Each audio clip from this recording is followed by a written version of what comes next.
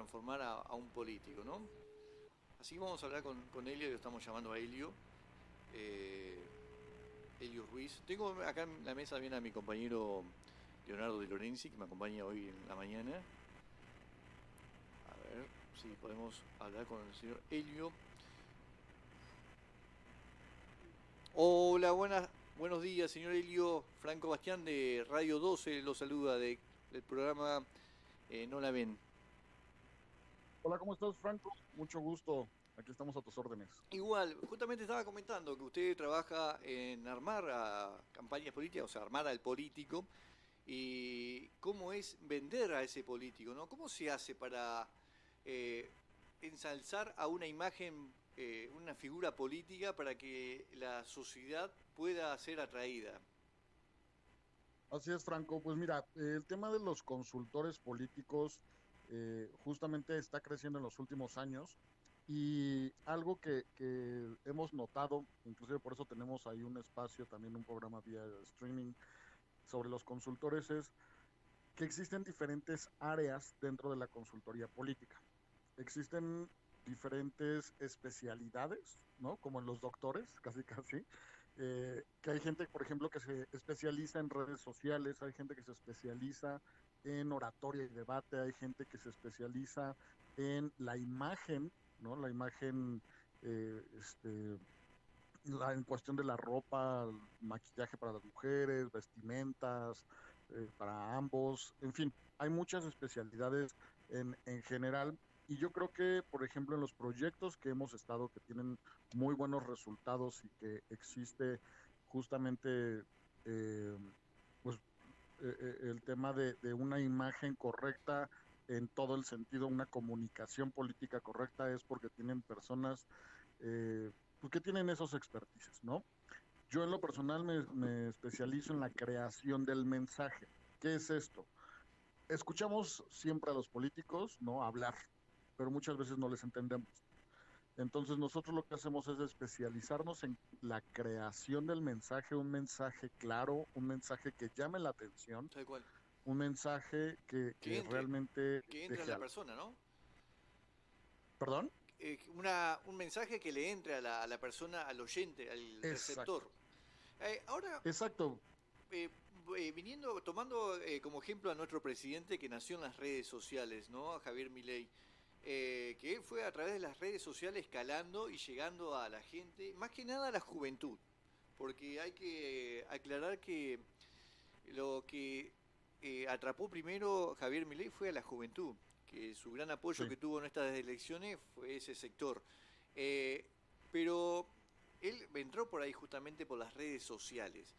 ¿Y cómo se logra hoy con la tecnología, con el avance tecnológico y las redes sociales que a nivel mundial, hoy hasta las empresas multinacionales están ahí?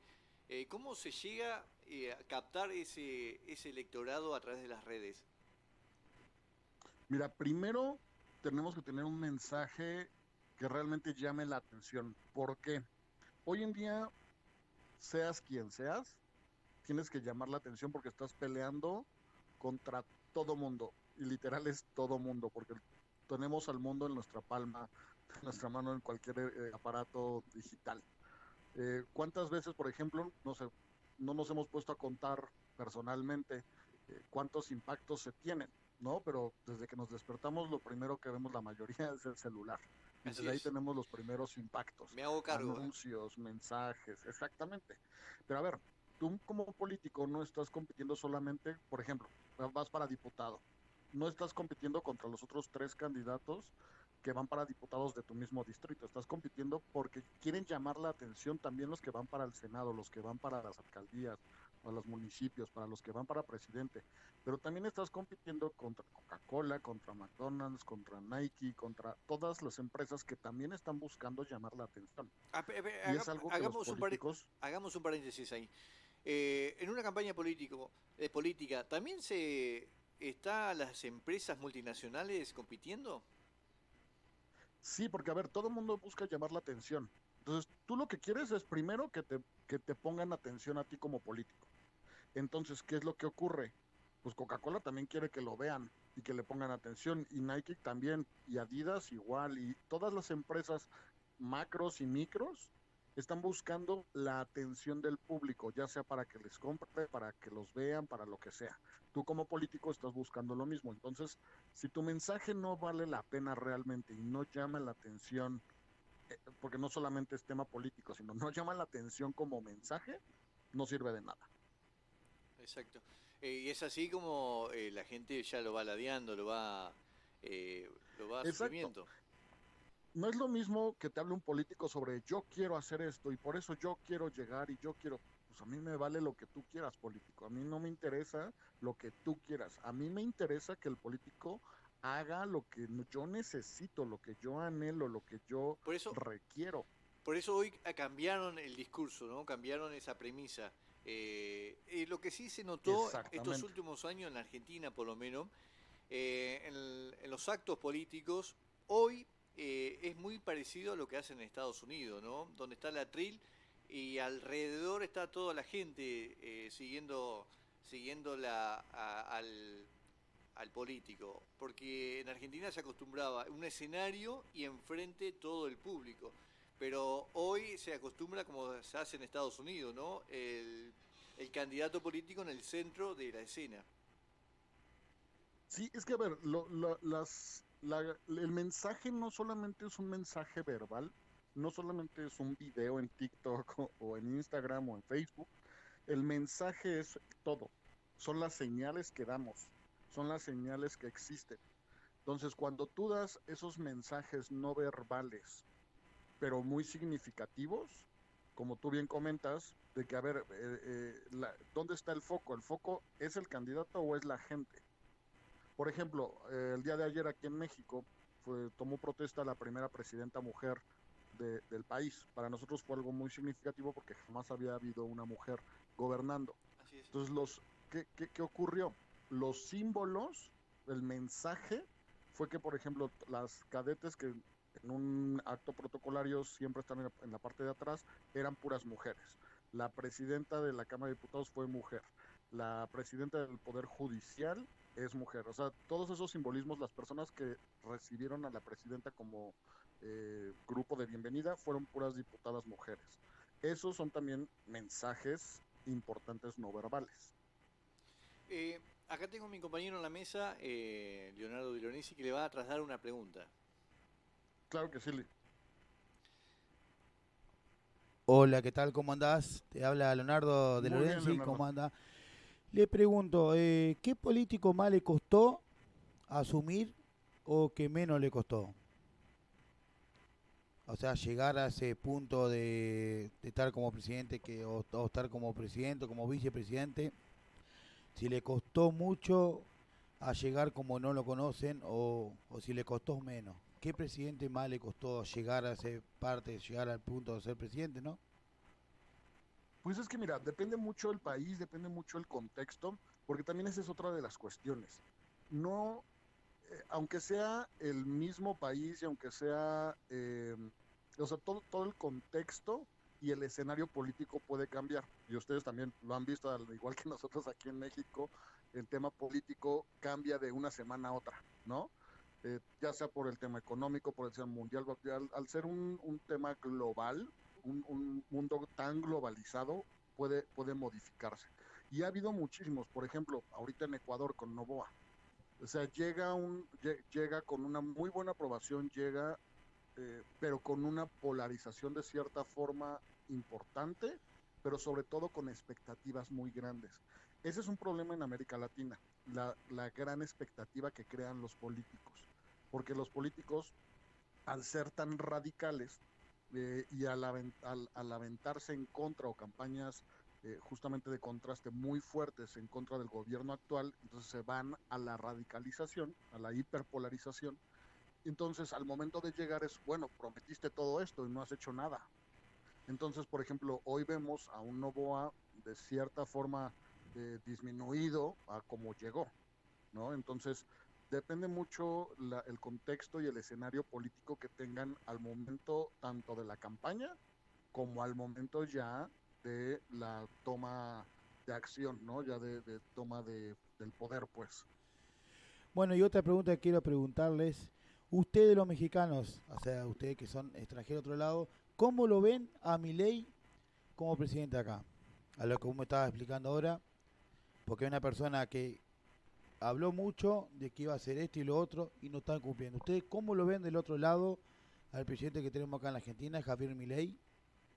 Que también otra que también Maduro tampoco no lo quiere mucho a Milei y Ujú. como que hay como que Maduro es peronista y No, le voy a corregir yo. Hay una línea política que es Sí, más de socialismo, a diferencia en contraparte a lo que es Milei, ¿no? En la región hubo hace unos años atrás, en la época de Néstor Kirchner, de Cristina Kirchner, sí, sí, sí. una misma línea política de distintos países. Hoy se ha perdido eso. Hoy exactamente, sí, sí. ha cambiado el eje político en la región. No, totalmente. Y de hecho, bueno, aquí también en México pues, tenemos de cierta forma cercanía, ¿no? Por el tema del Grupo Puebla o el Grupo Sao Paulo, que también México pertenece, los gobiernos de izquierda, tanto de Andrés Manuel López Obrador como ahora de Claudia Sheinbaum, pertenecen a ese grupo.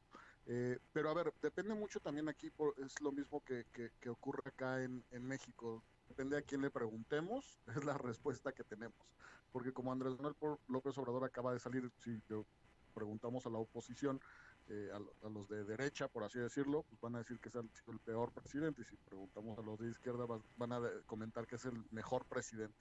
Yo creo que objetivamente tenemos que hacer un análisis importante, por ejemplo, lo que hemos escuchado, que también no tenemos tantas noticias como nosotros a lo mejor también de México allá en Argentina, son mínimas, ¿no? Las noticias políticas, que yo creo que las que hemos visto más son un poco económicas, ¿no? Aquí, por ejemplo, al menos la cobertura que existe es un poco por el tema económico, el tema que más o menos va de cierta forma estable la economía y demás, pero ya el tema social pues, es totalmente diferente.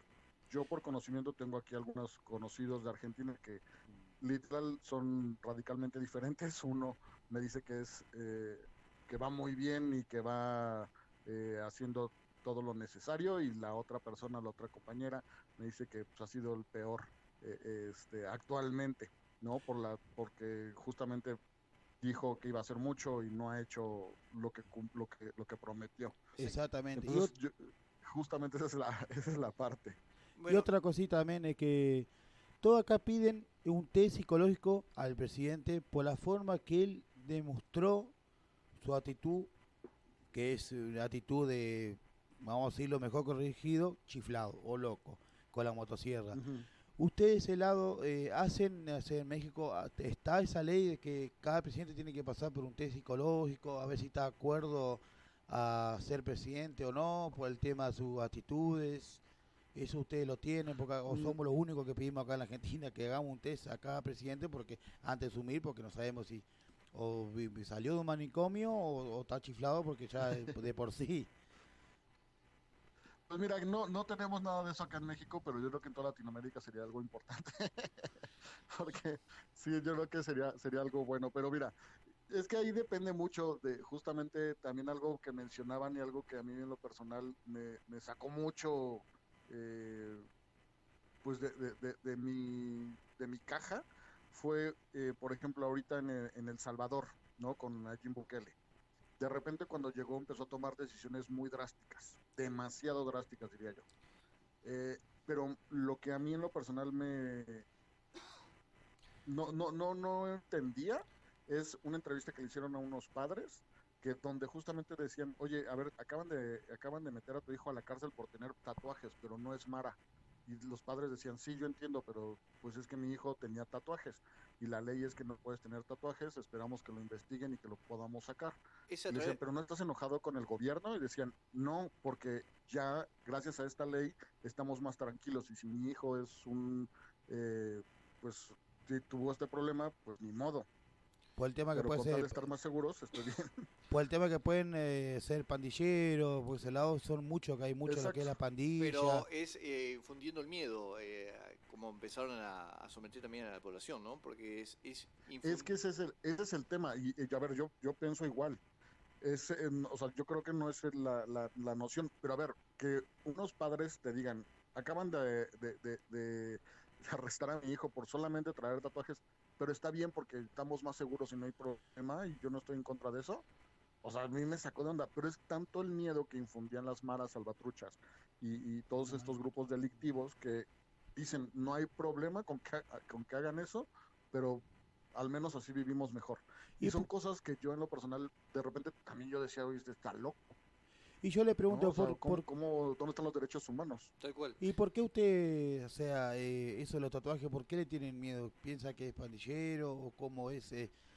¿O porque Ahí si en te... El Salvador con Nayib Bukele lo que comentaba él es que las maras salvatruchas son grupos eh, bueno, en ese país de Centroamérica, esos grupos delictivos se identificaban por medio de tatuajes, tenían tatuados ciertos símbolos que era la banda delictiva, que son las maras, que, que justamente los identificaban como de una o de otra. Entonces, esos literalmente son los que imponían la ley de la calle. La ley de la Eh, selva. exactamente, sí. Así es. Entonces llega él, cambia radicalmente las leyes, cambia todo.